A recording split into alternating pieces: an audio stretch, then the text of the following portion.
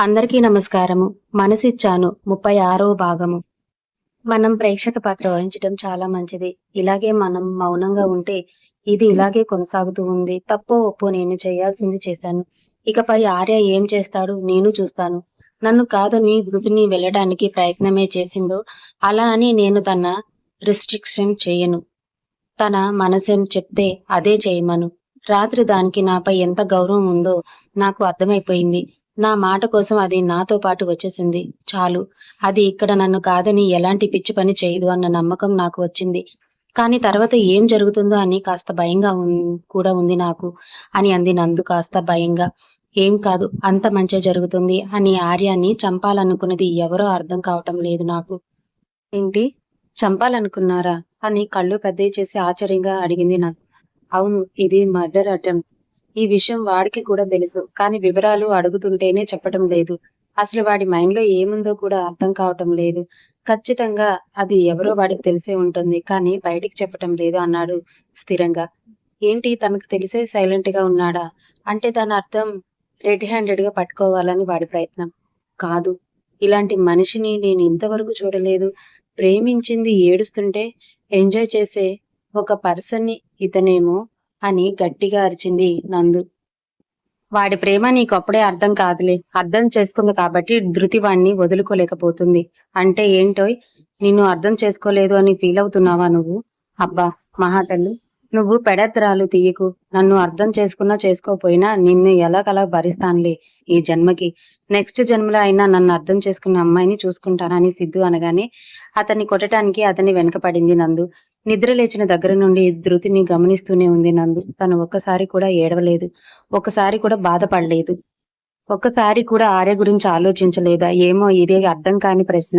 ధృతి పైకి చేసే పనులన్నీ తను చూడగలదు. కానీ తన మనసులో ఏమనుకుంటుందో, ఆమె మెదడు ఏం ఆలోచిస్తుందో నందుకి ఎలా తెలుస్తుంది? తెలీదు. అస్సలు తెలీదు. అందుకే మౌనంగా ఆమెని పరీక్షించి చూస్తుందే తప్ప ధృతి కనీసం పిలవని కూడా పిలవలేదు నందు. రోజుకు లాగానే తన పనులన్నీ చేసుకుంటూ తన రోజుని గడుపు సాగుతుంది ధృతి. ఆమె ఆ రోజు మొత్తంలో ఒకసారి కూడా ఆర్య గురించి ఆలోచించలేదు, తలుచుకోనే లేదు. ఇది ఆశ్చర్యకరమైన విషయం ఆమెకు. పాపం నందు. ధృతి మనసులో ఏ సునామీ చెలరేగుతుందో ఆమెకేం తెలుసు? ధృతి జీవితం రేపటి రోజున ఎలా మారిపోతుందో కనీసం ఆమె ఊహించను కూడా ఊహించి ఉండలేదు. 2 రోజులు గడిచాయి. ఆర్యాలో ఇంప్రూవ్‌మెంట్ వచ్చింది. లేచి కూర్చోవటం, నడవటం, తినటం చేస్తున్నాడు. డాక్టర్ కూడా ఆర్య కండిషన్ బాగుండటంతో మరి 2 రోజుల్లో డిశ్చార్జ్ చేస్తానని చెప్పాడు. హాస్పిటల్ బెడ్ పై నుండి సిద్ధు సహాయంతో ఆఫీస్‌కి పనులన్నీ చూసుకుంటున్నాడు. పనికి మరుసటి రోజు స్పృహ రావటంతో వసు బలవంతంగా ఇంటికి పంపించింది రెస్ట్ కోసం. హారికకి బోలెడు జాగ్రత్తలు చెప్పింది తండ్రి విషయంలో. ఆర్యకి పిచ్చ కోపంగా ఉంది.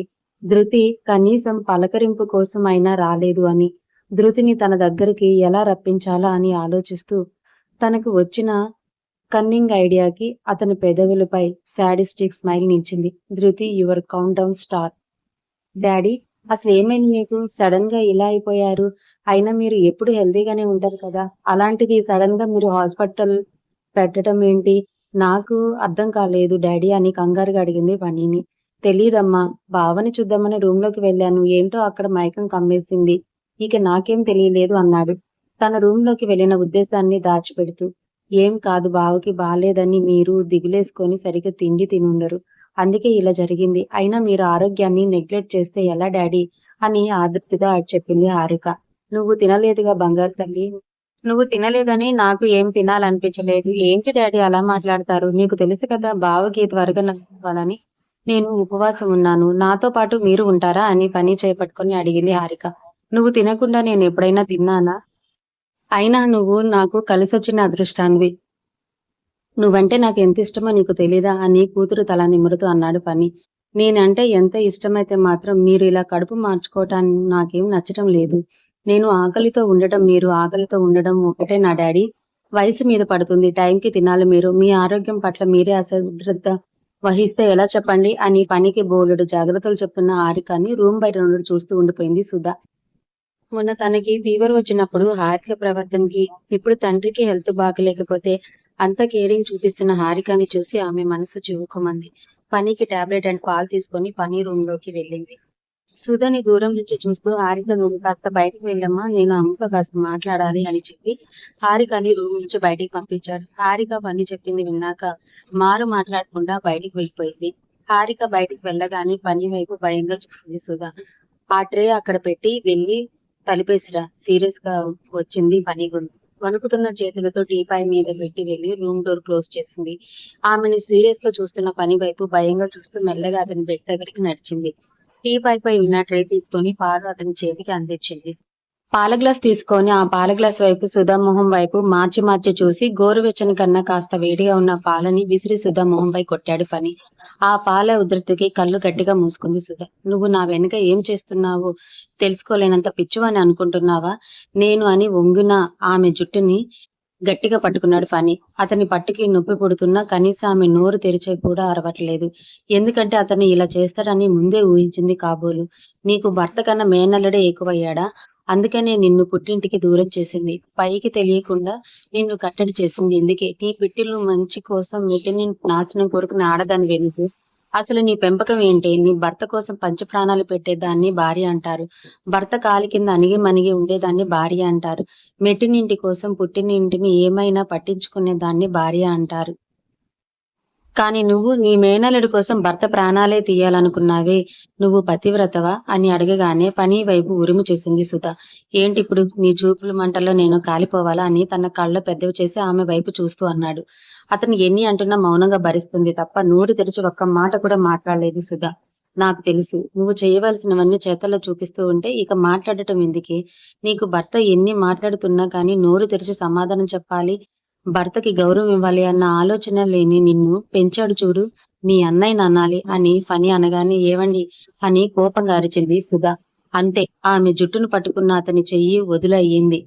సరిగ్గా నుంచొని ఫణి వైపు కోపంగా చూస్తూ మీరు నన్ను ఎన్నైనా అనండి, ఎందుకంటే నేను మీ భార్యని కాబట్టి. నన్ను కొట్టే హక్కు, తిట్టే హక్కు మీకుంది.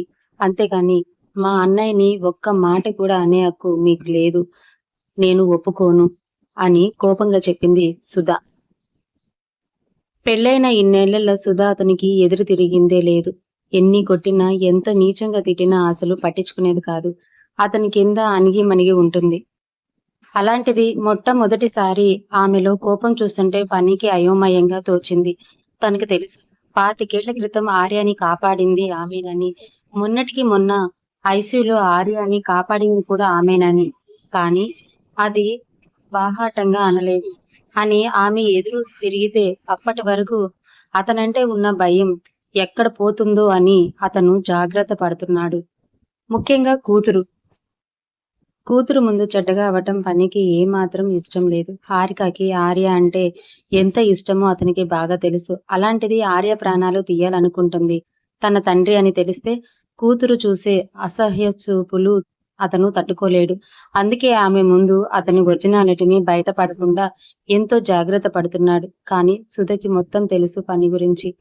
అతను చేసిన అరాచకాలు అన్నీ తెలుసు. కేవలం ఇప్పుడు కూడా మేనల్లుడికి భర్త గురించి తెలిస్తే ఎక్కడ తన భర్త ప్రాణాలు తీసేస్తాడో అని సుధ వెనకాడుతుంది అని కూడా పనికి తెలుసు. అందుకే సుధని తన గుప్పెట్లో బిగిస్తున్నాడు. ఎంతవరకు ఆమె ఎదురు తిరిగినంత వరకే. సుధ స్వతహా ధైర్యవంతురాలు.